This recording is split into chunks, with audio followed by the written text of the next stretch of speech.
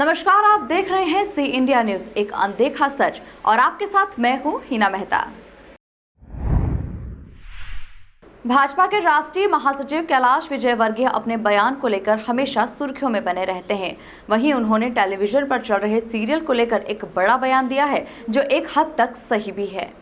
कैलाश विजयवर्गीय ने कहा कि आजकल टीवी सीरियल में किस तरह के धारावाहिक आते हैं। आप सभी अच्छी महिलाएं हैं, ज़्यादा टीवी सीरियल नहीं देखना चाहिए। कैलाश विजयवर्गीय ने लाडली बहना सम्मान कार्यक्रम में मंच से सभी महिलाओं से कहा कि आजकल टीवी में कैसे कैसे गंदे सीरियल आते हैं। सीरियल में बताते हैं कि 3 बहू हैं, 3 भाई हैं। बड़े भाई का अपनी छोटी बहू से पहले संबंध रहा, फिर और किसी का किसी से संबंध है। इतना गंदा धारावाहिकों में बताया जा रहा है। आपने भारत में कहीं देखा है ऐसा घर जहां कोई जेठ का बहू से संबंध, किसी देवर का अपनी भाभी से संबंध हो? ये लोग टीवी के माध्यम से अपने घर में जहर फैला रहे हैं, परिवार संस्था को तोड़ने का प्रयास कर रहे हैं। हम सभी को चाहिए कि परिवार को मजबूत करें, अपने घर के माता पिता, भाई बहन सभी की चिंता करें। परिवार मजबूत होना चाहिए। जिसका परिवार मजबूत है उसको दुनिया में कोई परास्त नहीं कर सकता। परिवार मजबूत और संस्कारवान होना चाहिए। देश की सेवा भी कर रहे हैं, देश की सेवा भी कर रहे हैं, और विशेषकर मातृ शक्ति के लिए सबसे ज़्यादा योजना बना रहे हैं। आप अच्छा, इसमें 50 साल से वैसे महिलाओं से उम्र नहीं पूछना चाहिए, पर फिर भी 50 साल से उम्र, बड़ी उम्र की कितनी माताएं बहनें हमारी, जरा हाथ खड़ा करें देखिए। अच्छा बताओ, क्या नौलखा से आते थे जब सड़क कैसी थी पहले? खराब थी कि नहीं? हम लोग तो जेल तक गए सड़क के मामले में। सड़क के मामले में जेल भी गए, हमारी बहन जी कह रही है। बिजली के क्या हालत थे? और बहुत क्या खराब था?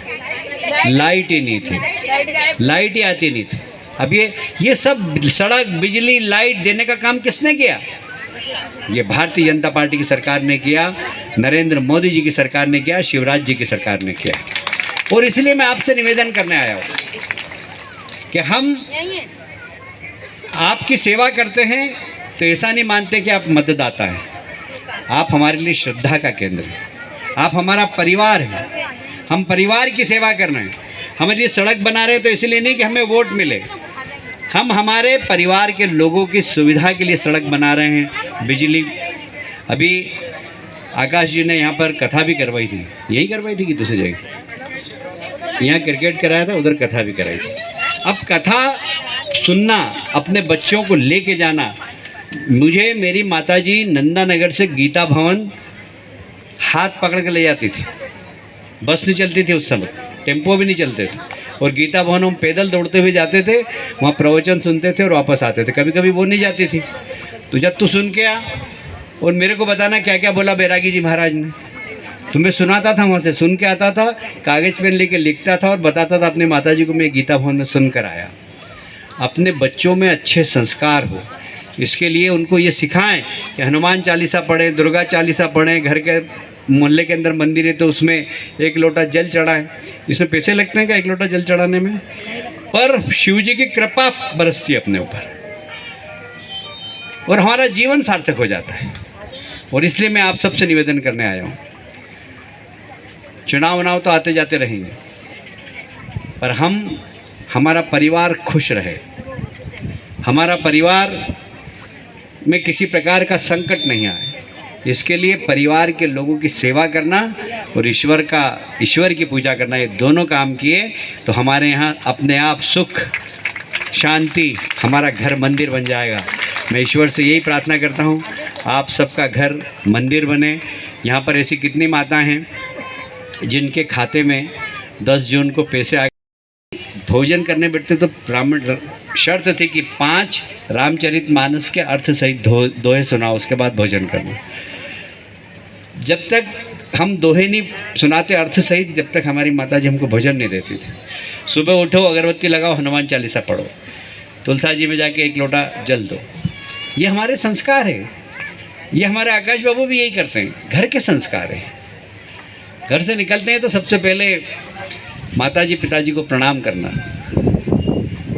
उसके बाद मंदिर में जाकर भगवान को अगरबत्ती लगाना, ये हमारे संस्कार है।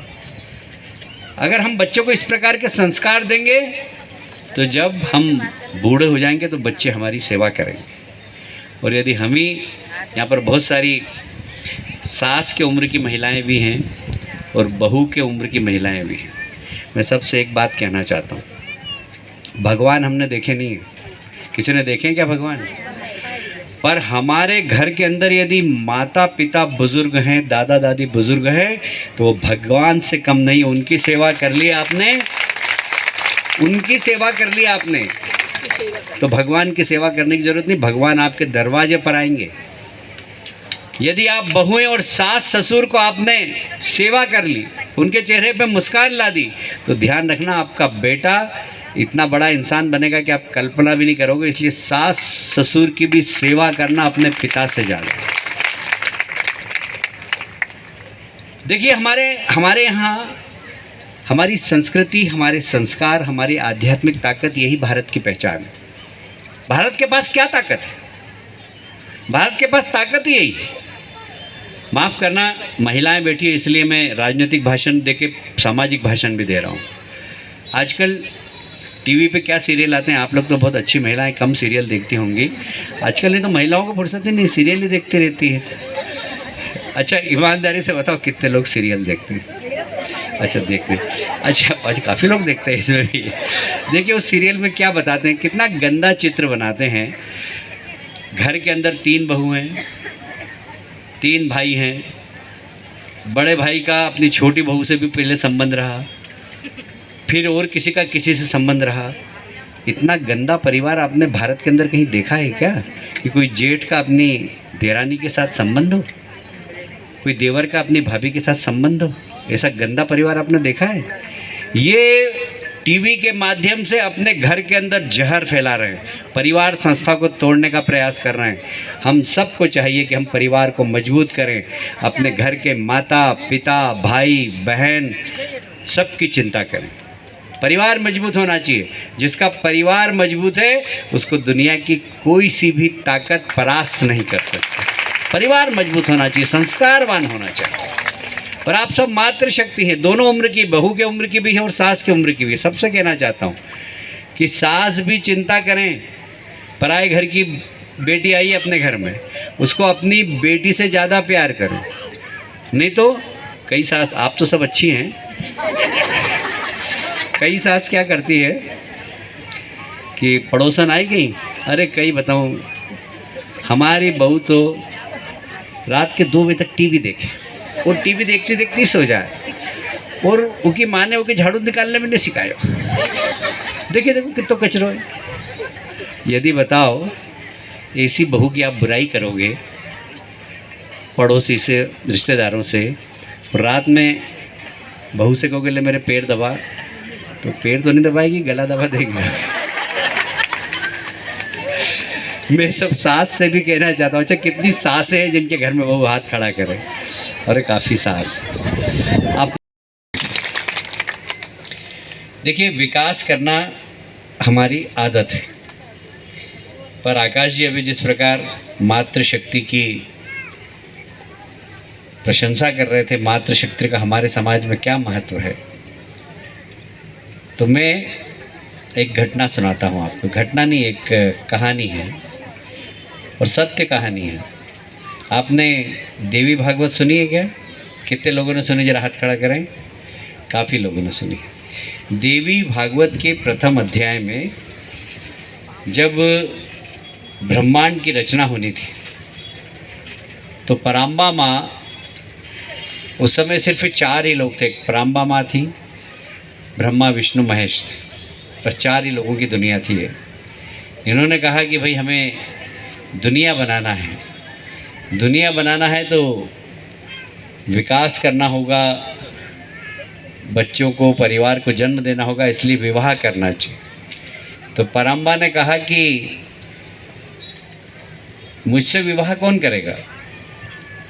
तो पराम्बा माता से विवाह करने के लिए तीनों ने मना कर दिया। ब्रह्मा जी ने भी, विष्णु जी ने भी और महेश जी ने भी, तीनों ने मना कर दिया।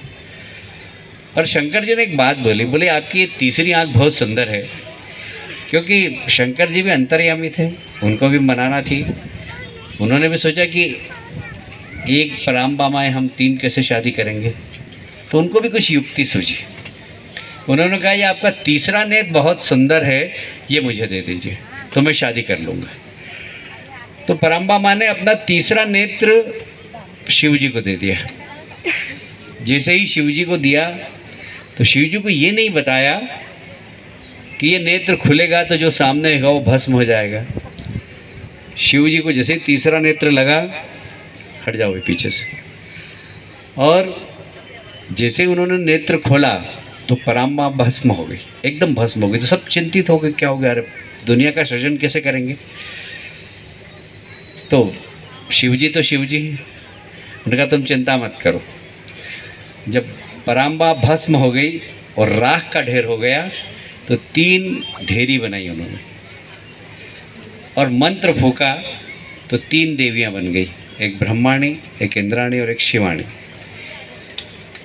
3 देवियां बन गई, तीनों का विवाह हो गया। और जो राख बची थी ना, राख, आप ढेरी बनाओगे तो थोड़ी सी तो राख बची जाएगी ना। तो जो राख बची थी ना, शिव जी ने फूंक मारी, और फूंक मारी तो वो भारत के अंदर गिरी। और इसलिए भारत में रहने वाली हर माता के अंदर शिवांश है, ब्रह्मा का अंश है, विष्णु का अंश है, शिव का अंश है। और इसलिए हम लोग देवी कहते हैं। आप लोगों को देवी इसीलिए कहते हैं। और देवी से ज़्यादा बड़ी बात है कि आप माँ हैं, जन्म देती, सृजन करती। 9 महीने अपने पेट में अपने बच्चों को पालती है, उसके बाद दुनिया में आने के बाद फिर उसकी रक्षा करती। दुनिया में माँ को बहुत बड़ा स्थान दिया गया।